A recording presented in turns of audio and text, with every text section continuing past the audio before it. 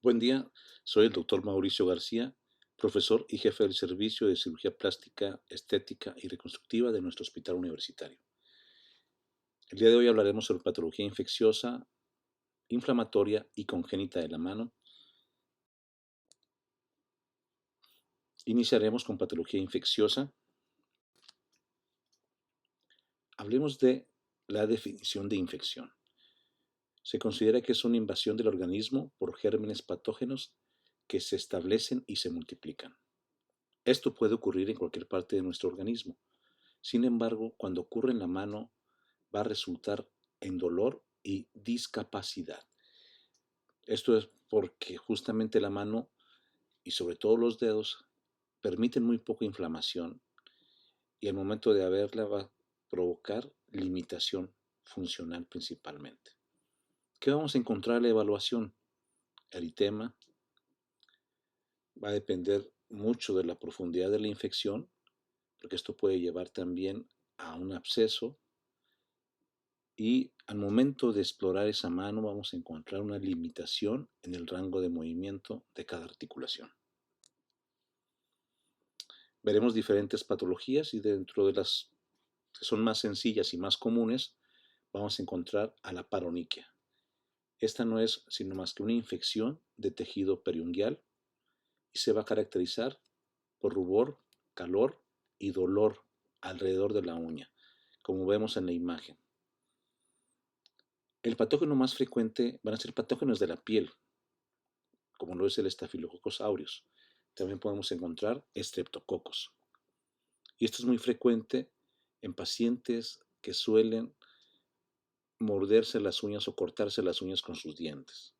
También ocurre en manicures, al momento de lastimar justamente parte de la uña al cortarse o por traumatismos. Y el diagnóstico básicamente es clínico, ¿sí? En base a la inspección. El tratamiento habitualmente es esperar a que madure como tal y poder hacer un drenaje, así como también manejar antibióticos, principalmente antiestafilococos. El panadizo herpético, que se caracteriza por dolor intenso, vesículas de 1 o 2 milímetros en la cara palmar principalmente, es muy frecuente en trabajadores de la salud y asociado al virus herpes simple tipo 1 o tipo 2. Vemos en la imagen estas vesículas características, aunque en esta ocasión estamos viendo en la parte dorsal del dedo índice, y vemos cómo este diagnóstico se puede hacer en forma clínica. Como quiera nos podemos apoyar con el test de SAN, que es el frotis de la secreción de estas vesículas, o se puede mandar también a cultivo el contenido de estas vesículas para un diagnóstico definitivo. Respecto al tratamiento inicial, es aplicación tópica a base de aciclovir al 5%, y para prevenir recidivas ya se maneja vía oral aciclovir de 800 miligramos 2 veces al día. Otra de las patologías que son frecuentes es justamente la tenosinovitis piógena flexora de la mano. Como podemos apreciar en las figuras, esto se presenta en la cara palmar, justamente porque ahí tenemos los tendones flexores, y es una infección. Esto lo vemos muy frecuentemente en pacientes diabéticos o pacientes que tuvieron una pequeña herida que no le dieron importancia y donde alguna de las bacterias alcanza a inocular en la vaina sinovial, que funciona como si fuera un cultivo, y básicamente todo el trayecto del tendón flexor es donde afecta.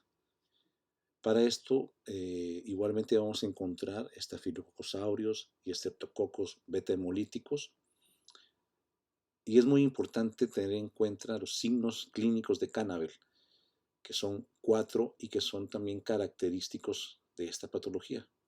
¿Qué vamos a encontrar cuando están positivos estos signos clínicos? Una posición en semiflexión del dedo, ¿sí? Están con una flexión mayor que la habitual. Si nosotros tratamos de extender ese dedo, va a haber dolor, y esto es una característica, otro signo de Cannabel, dolor a la extensión pasiva del dedo. Puede encontrarse muy inflamado, como se ve en la figura de abajo, y puede adquirir una forma, una inflamación fusiforme, característica también y es otro signo de cannabis. Por último, dolor a la palpación en el recorrido de la vaina sinovial del tendón flexor. Se palpa en el trayecto y el paciente nos va a referir dolor. El tratamiento de esto, como van a ser con la mayoría de los abscesos que se provocan o se producen a nivel de la mano, drenaje. Y en este caso también se puede administrar una pequeña sonda para estar irrigando la vaina tendinosa. Otro de los diagnósticos son las infecciones profundas y vamos a encontrar que estas infecciones profundas a nivel de la palma vamos a encontrar tres zonas. Una hacia el lado del pulgar, que es la tenar, hacia la porción media, que es la medio palmar, y hacia el lado del dedo meñique, que corresponde al área hipotenar. Más proximalmente a nivel de la muñeca, a nivel del músculo pronador, entre el pronador cuadrado y los flexores, vamos a encontrar otro espacio conocido como espacio de Parona y en las cuales puede haber comunicación. Cuando llega a haber infección a nivel de la palma, puede haber infección hasta esta zona. Al final, el área más común de infección va a ser la eminencia tenar.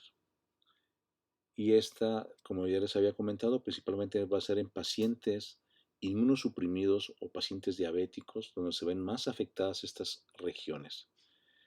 Son muy frecuentes secundarias a lesiones directas y el tratamiento, al igual que los demás abscesos, es un drenaje. Respecto al manejo que se debe de dar para estos tipos de pacientes, va a depender de un diagnóstico oportuno, que bien puede ser por un ultrasonido, radiografías, recordar dar un buen antibiótico que es a base de antiestafilococos y estreptococos, tratar de drenar todos estos abscesos, recordar que los antibióticos no van a sustituir el drenaje del absceso, se tienen que hacer en muchos de los pacientes ambas cosas. Tratar de obtener cultivos de lesiones, ya que a veces tenemos otro tipo de bacterias, y recordar que aquellos pacientes que han sido expuestos a tierra, a animales o a cavidad oral, se sugiere colocar la vacuna antitetánica. Otra de las patologías que encontramos son las mordeduras humanas. Estas mordeduras humanas tenemos que tomar en cuenta que son provocadas justo como se observa en la figura de arriba, en donde el puño del paciente golpea los dientes del oponente justo a nivel de la cabeza del metacarpiano y provocando apenas unas heridas ahí con los caninos de aproximadamente 2 o 3 milímetros, pero lo suficiente para inocular bacterias justo a este nivel, a nivel de la vaina tendinosa de los tendones extensores. La bacteria que más comúnmente se aísla es Eikenella corrodens. También se puede encontrar Staphylococcus aureus. De tal manera que el tratamiento para esto es antibiótico en base a amoxicilina y ácido clavulánico. Como quiera, hay que tratar de tomar un cultivo, radiografías, ultrasonido para llegar al diagnóstico y descartar algún riesgo de osteomielitis que pueda haber en algunos pacientes que no fueron tratados oportunamente o simplemente que no llevaron a cabo el tratamiento adecuado y que regresan a los 4 o 5 días después de la lesión. Cuando son mordeduras por animales, principalmente por gatos o perros, vamos a tener que son otro tipo de bacterias. Y lo podemos ver en la parte de abajo de la diapositiva como Pausterella multocida es la bacteria asociada más frecuentemente a mordeduras ya sea de gatos o de perros y es patoneumónica, Pausterella multocida. Y hay que verificar si hay profilaxis o no de vacuna antitetánica, inmunización contra la rabia. Son cosas importantes que tenemos que tomar en cuenta. Hay que tratar de irrigar en forma abundante esas heridas. El tratamiento es cerrar las heridas. Tratamos de no cerrar en forma hermética, sino aproximar únicamente los bordes y manejar antibióticos en base a cefalosporinas de tercera generación, principalmente. y dar un seguimiento al paciente y al animal cuando no sabemos si hay o no vacuna. Seguimos el mismo esquema que ustedes conocen de medicina preventiva. Y esto es parte del esquema que hay. Recordar que cuando son mordeduras por perro, se administrará la aplicación combinada de inmunoglobulina antirrábica a razón de 20 unidades por kilogramo y también vacuna antirrábica humana, que es forma intramuscular, la aplicación, y el esquema son 5 dosis a los 0, 3, 7, 14 y 28 días de manera intramuscular.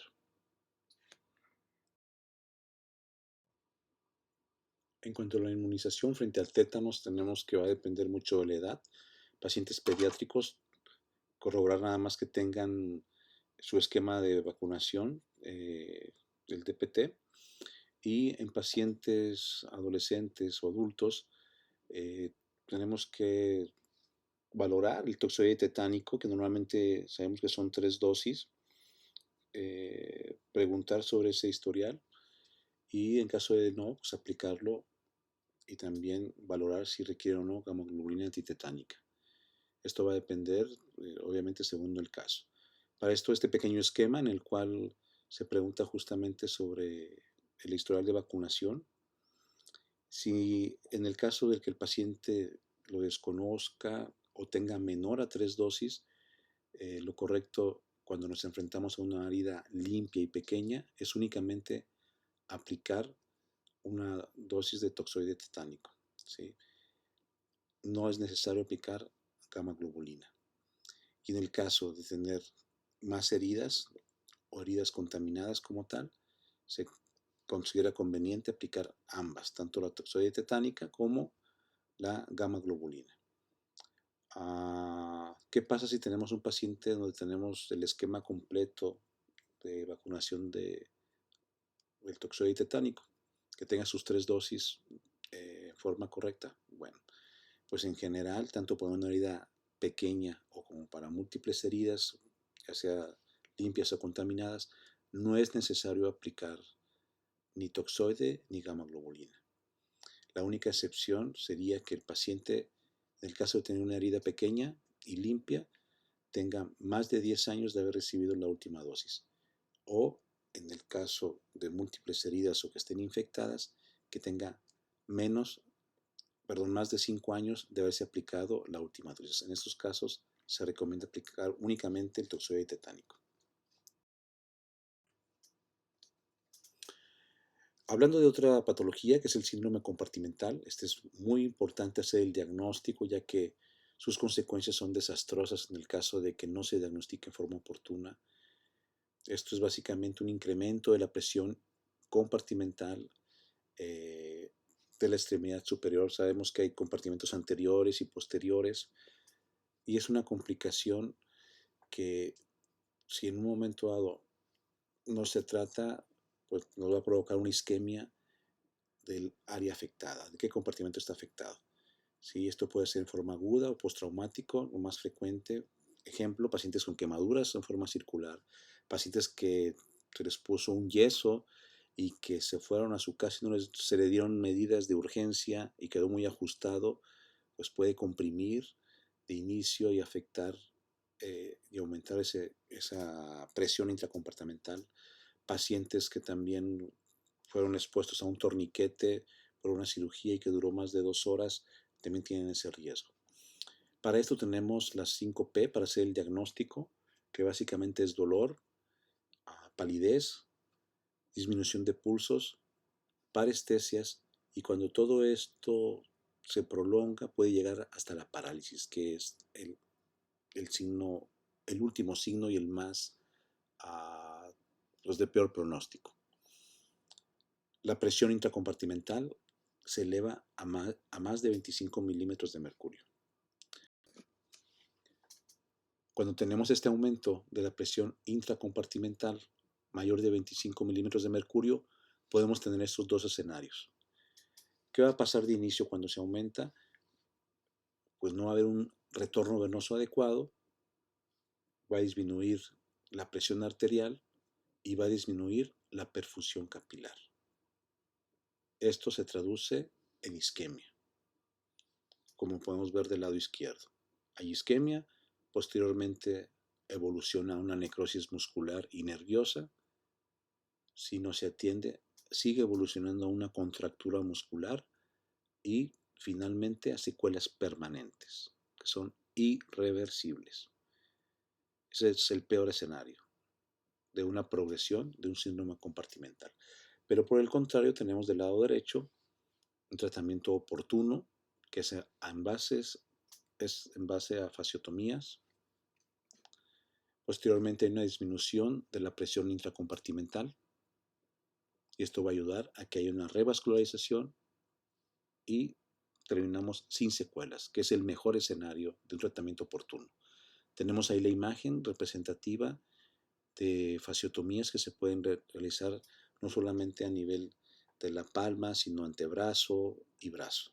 Esto es por la parte anterior. Son heridas bastante grandes, pero que ayudan a perfundir y a evitar estas secuelas. ¿Qué secuelas puede haber? Pues justamente esta que estamos viendo, una contractura isquémica de Volmer, la cual es una secuela de un síndrome compartimental no tratado. ¿Qué va a producir? Fibrosis, contracción, va a haber pérdida de la función de los músculos y va a haber alteraciones sensitivas. Pero esto es una catástrofe. Esto es algo que no debe ocurrir y tenemos que hacer un diagnóstico oportuno para evitar esto que es irreversible y se traduce en una mano disfuncional. Muy bien, continuando ahora con los procesos inflamatorios, tenemos que las siguientes patologías. Como primer lugar tenemos a la tendinositis de Kerbein, y para hablar de la tendinositis de Kerbein tenemos que hablar del primer compartimento extensor y recordar que en total son 6 compartimentos extensores, pero aquí la patología va hacia el primer compartimento extensor, que digamos que son tendones que van hacia el pulgar. ¿Qué tendones son los que se afectan en este primer compartimento? Pues va a ser el ABD, el abductor largo del pulgar, y el extensor corto del pulgar. Son estos dos tendones que forman el primer compartimento y que justamente al tensionarlos, ambos va a provocar un dolor. ¿Cómo se tensionan? Haciendo esta maniobra, que es la maniobra de Finkelstein, en la cual agarramos el pulgar entre los dedos, haciendo un puño y haciendo una desviación hacia el lado cubital. De esa manera, como se aprecia en la figura en color rojo, es donde se tensan estos tendones, que es donde están queriendo deslizarse por este primer compartimento, y hay un dolor que nos impide hacer este movimiento, ¿sí? El dolor va a ser a nivel de la base del pulgar y va a haber debilidad, y esto es característico. ¿Qué hacemos cuando tenemos una tendinositis de Kerbein? Bueno, pues el tratamiento de inicio es conservador. Hay que inmovilizar, hay que disminuir ese movimiento de estos tendones, hay que dejarlos en reposo. Y eso se logra gracias a una férula, como se ve en la imagen superior. Y esta férula se deja por espacio de 2 semanas y también se agrega calor local, antiinflamatorios, y de esta manera es el tratamiento conservador. Posteriormente se revalora el paciente. Habitualmente cuando es inicial mejoran con este tratamiento, pero si no mejora, entonces se pasa al siguiente escalón de tratamiento, que es la inyección de esteroides a nivel del primer compartimento. Esto nada más lo menciono porque sí viene en su libro, pero sin embargo es algo que a mí en lo particular no realizo. Trato de evitar hacer inyección de esteroides. ¿Por qué? Porque finalmente nos ocasionan problemas a nivel de los tendones, los debilitan y pueden llegar a tener ruptura espontánea de los tendones flexores. Me ha tocado operar pacientes que ya les aplicaron 2 o 3 veces o 4 veces, y resulta que cuando llegan con nosotros encontramos una debilidad y prácticamente el tendón deshaciéndose. Entonces esto es una complicación por la aplicación de esteroides. Los esteroides hay que dejarlos para casos muy especializados, ciertos tipos de pacientes únicamente. Yo lo he aplicado en algunos pacientes, compañeros médicos que por ahí tienen mucha carga de trabajo y me dicen, ¿sabes qué? Dame oportunidad de operarme en un mes más, ahorita no puedo y la única solución temporal es la aplicación, pero solamente una aplicación y ya. Sabemos que esto es temporal y que va a regresar los síntomas. Muy bien, finalmente, si no tiene un buen resultado con el manejo conservador, procedemos a la liberación quirúrgica de este primer compartimento, donde se liberan estos tendones y donde vemos justamente hay una inflamación. Ahí podemos ver en la figura el abordaje y cómo se libera este primer compartimento, se liberan estos tendones y de esta manera se mejoran los síntomas y prácticamente desaparecen. Otra de las patologías que tenemos es la tenosinovitis estenosante. Muy bien, pasaremos a otra sección, que son los síndromes de compresión nerviosa. Un síndrome de compresión nerviosa es justamente un atrapamiento del nervio en su trayecto. Sabemos que los tres nervios principales de la extremidad superior van a ser el nervio mediano, el nervio cubital y el nervio radial. Y vamos a ver cómo en diferentes sitios se pueden llegar a comprimir. De tal manera que la compresión del nervio mediano, hay tres sitios principales donde se puede comprimir. Una es a nivel de los músculos pronadores y se llama síndrome del pronador. Ahorita vamos a describir en qué consiste. Otro de los síndromes que se puede provocar es con la rama motora interósea anterior, que es rama del mediano, y este también puede ser otra de las causas de compresión. Y finalmente, a nivel de la muñeca, el síndrome del túnel del carpo.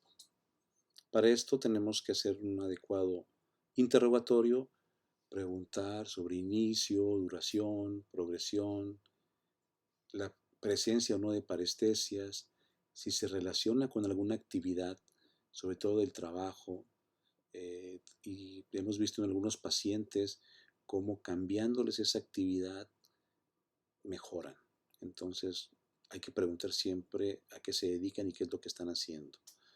La localización, en qué parte de estos, en este caso del mediano, a qué nivel es, si es o no bilateral. Aquí tenemos una gran ventaja que siempre vamos a poder comparar con la otra extremidad e inclusive valorar si es bilateral o no, y los hábitos también del paciente.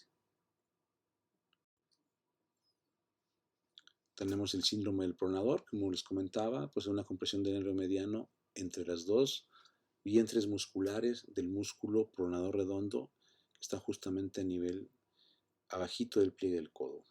¿Sí? Ahí podemos ver en la figura superior del lado derecho, donde el nervio mediano puede llegar a comprimirse justamente al pasar entre esos dos vientres musculares del pronador redondo. ¿Qué pasa? ¿En qué pacientes se presenta?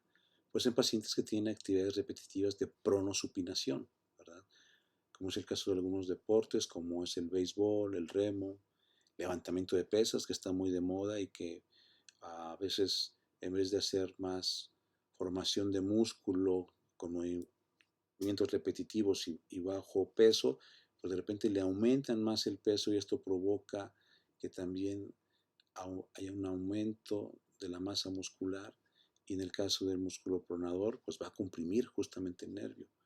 El uso de raqueta también es un movimiento de pronosupinación muy frecuente y clínicamente el paciente va a tener parestesias de primero, segundo, tercero y la mitad del cuarto dedo, o sea, del lado radial del dedo anular.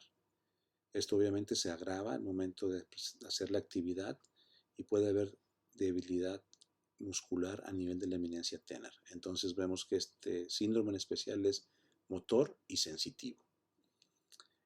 Vemos en la figura de abajo del lado izquierdo cómo hacemos una prueba de provocación en la cual le pedimos al paciente que haga pronación forzada. Nosotros agarramos y sujetamos la mano y tratamos de hacer supinación, mientras el paciente trata de hacer pronación.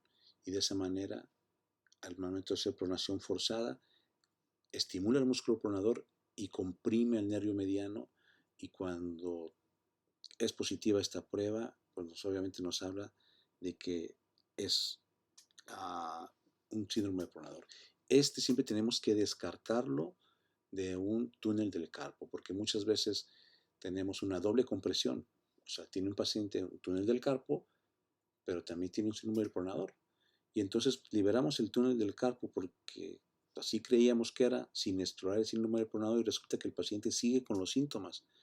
Quiere decir que debemos haber también liberado el pronador. Entonces, siempre hay que hacer esta prueba para poder descartarlo. Y también vemos una prueba de Tinel donde se comprime y se percute, mejor dicho, el nervio mediano a nivel de su trayecto abajo del codo. Si esta sale positiva al momento de estar percutiendo, pues también nos habla de un síndrome de pronador, ¿verdad? Hay que tomar en cuenta y siempre descartar esta patología del túnel del carpo. Hablando del síndrome de interocio anterior, recordar que es una rama del mediano y que esta rama en especial es puramente motora, por lo cual no va a haber síntomas sensitivos, no presenta parestesias, únicamente paresias, es decir, falta de fuerza, porque es puramente motor, a diferencia del síndrome de pronador, que habíamos comentado que era motor y sensitivo. Este es puramente motor. ¿Qué inerva?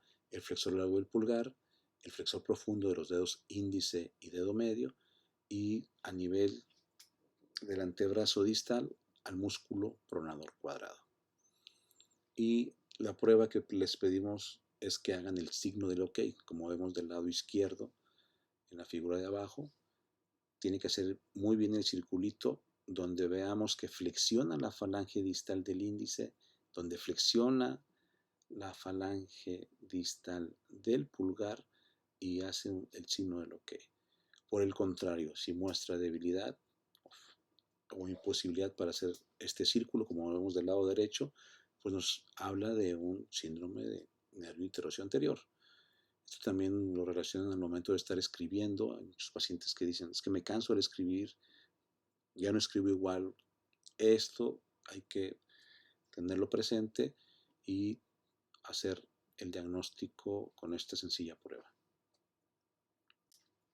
Damos el síndrome del túnel del carpo, que es por mucho la patología de compresión nerviosa más frecuente de toda la extremidad superior. Síndrome del túnel del carpo, no lo olviden. Muy bien, aquí el atrapamiento es justamente a nivel de la muñeca, entre los huesos del carpo y el retináculo flexor, donde el nervio mediano es víctima de una inflamación de los tendones flexores. Pasan todos los tendones flexores ahí por debajo del retináculo y el nervio está normal, pero ¿qué pasa si se inflaman los tendones? Pues van a comprimir al nervio y eso va a provocar todos los síntomas del síndrome del túnel del carpo. Entonces tenemos que tomar muy en cuenta que el nervio está normal, pero se afecta secundariamente a una inflamación de los tendones flexores o de la vaina de los tendones flexores.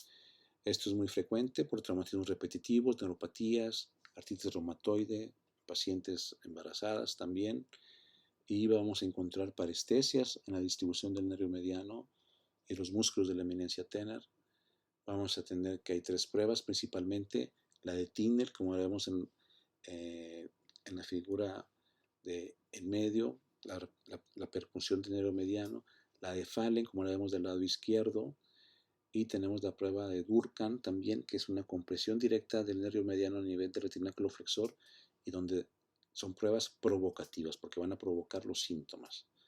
El tratamiento, como es todo en estas compresiones, de inicio siempre va a ser un tratamiento conservador a base de una férula nocturna, antiinflamatorios, complejo B, y podemos manejar también la lírica. Y de esta manera valorar en 15 días la respuesta que hay.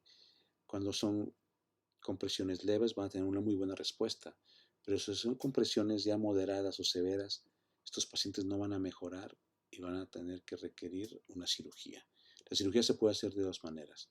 como vemos en la figura de abajo del lado derecho, se puede hacer en forma endoscópica con una pequeña incisión de apenas 1,5 centímetros, y si el paciente no tiene los recursos para hacérselo en forma endoscópica, se hace una liberación abierta, como se ve en la figura superior del lado derecho, donde se corta el retináculo flexor, se corta también parte de la fascia antebraquial, muy cuidadosamente, siempre visualizando el nervio mediano para no lesionarlo.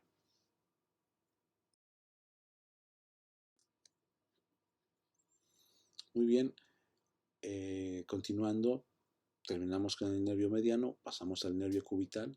Tenemos que en el nervio cubital básicamente va a haber dos sitios de compresión nerviosa. A nivel del codo, que es el sitio más frecuente de compresión del nervio cubital y es el segundo sitio de compresión nerviosa después del túnel del carpo, va a ser el túnel cubital. Y esto pasa por una flexión constante del codo y donde el nervio que está por la parte posterior se tensa al momento de flexionar. Esto es muy frecuente y las molestias pueden dar en las noches, se despierta el paciente con dolor y trata de sacudir la mano, que es una manera de poder aliviar los síntomas. Y esto es muy frecuente y se tiene que hacer una liberación y una transposición hacia anterior del epicóndilo medial. El otro síndrome que es a nivel de la muñeca es el síndrome de canal de Guyon, justamente antes de su bifurcación, o mejor dicho, después de su bifurcación en motor y sensitivo, ahí justamente es donde se comprime el nervio y nos va a provocar molestias a nivel de los músculos de la eminencia tenar. A pesar de que se escucha muy bonito, canal de Guyon, realmente es muy poco frecuente. Y bueno, de inicio también el tratamiento es conservador y si no hay que hacer una liberación. Para terminar, tenemos la última parte que es patologías congénitas de la mano. En cuanto a la clasificación de los problemas congénitos de mano, tenemos esta que son 7 tipos, que es la clasificación de Swanson. Existen muchas, pero esta es de las más antiguas y que sigue vigente. El tipo 1 va a ser una falla en la formación de partes que puede ser un déficit transverso o un déficit longitudinal. Y ahí tenemos ejemplos de cada una de ellas que vamos a ver ahorita más adelante.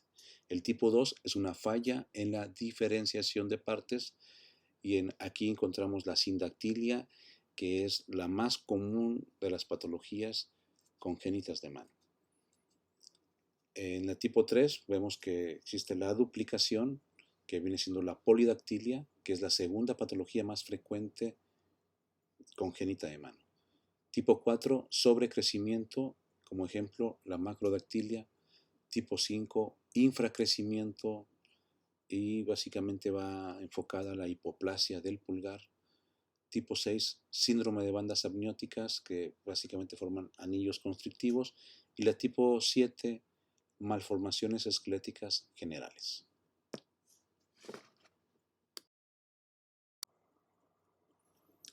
Tipo 1, como comentamos, falla en la formación de partes. Puede ser un déficit transverso o longitudinal. Aquí el ejemplo del déficit transverso, en las cuales puede haber adactilia, como es en la primera imagen, afalangia, ausencia de todas las falanges, como es en la imagen de en medio, y hemimelia, donde prácticamente hay una amputación de mano y antebrazo. Esto finalmente el tratamiento pues no es quirúrgico, está basado en prótesis. Cuando tenemos déficit longitudinal en la falla de formación de partes, que también es tipo 1, tenemos el ejemplo de la figura que es la focomelia, el cual es un trastorno autosómico recesivo.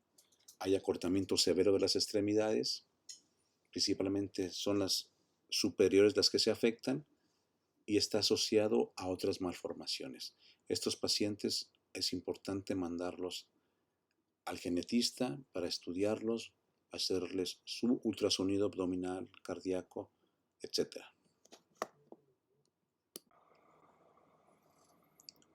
Otro de los ejemplos de déficit longitudinal es la ausencia ya sea del radio o del cúbito. Aquí nada más como ejemplo mencionamos la ausencia radial, en la cual no solamente se afecta el hueso, sino que también se pueden afectar estructuras musculotendinosas del lado radial, así como estructuras neurovasculares. La incidencia es de 1 en 100.000 casos, es hasta un 50% bilateral. Existen más clasificaciones de esto, no las vamos a mencionar, salvo las más importantes. El tipo 2 ya estamos hablando de una falla en la diferenciación de partes. Les comentaba que de estas, la sindactilia es la más común, es la patología más frecuente congénita de la mano y básicamente es una unión de los dígitos. El más frecuente es la comisura del tercer espacio interdigital. Hay que tomar radiografías para descartar que no haya unión ósea. Recuerden que la unión ósea se llama sinostosis. El tratamiento siempre va a ser quirúrgico, preferentemente entre los 6 meses y 12 meses de vida, a base de setaplastías y colocaciones de injertos de piel. Otro de los tipos 2 es la clinodactilia. Estas ya son contracturas, en este caso es una desviación que puede ser hasta 10 grados bien tolerada, pero cuando es mayor de 10 grados es preferible hacer el tratamiento quirúrgico a base de osteotomía correctora.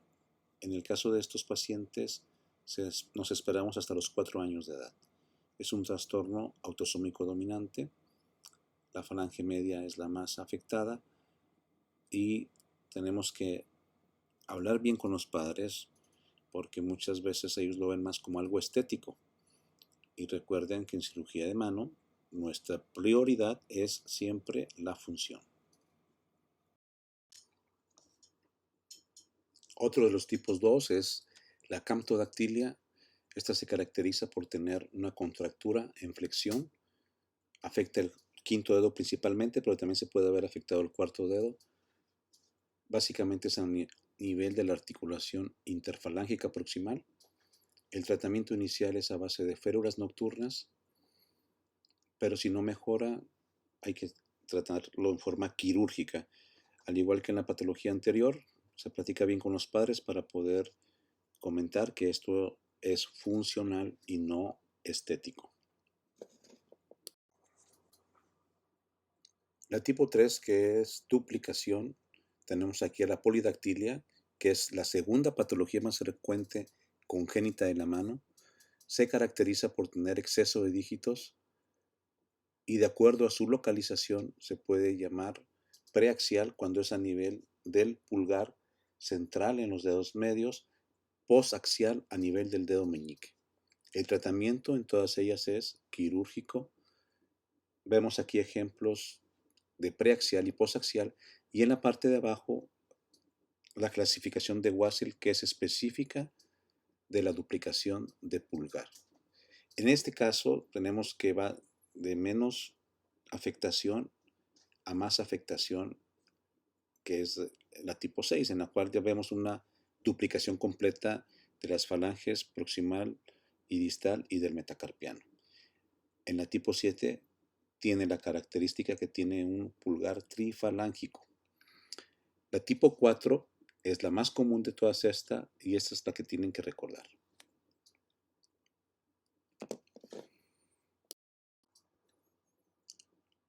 Tipo 4, sobrecrecimiento.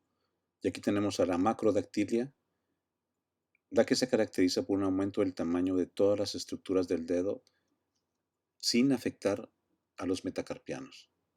Vemos aquí las imágenes donde se afecta el dedo índice y el dedo pulgar y el tratamiento es a base de destruir la epífisis, ¿sí? Para poder prevenir el sobrecrecimiento.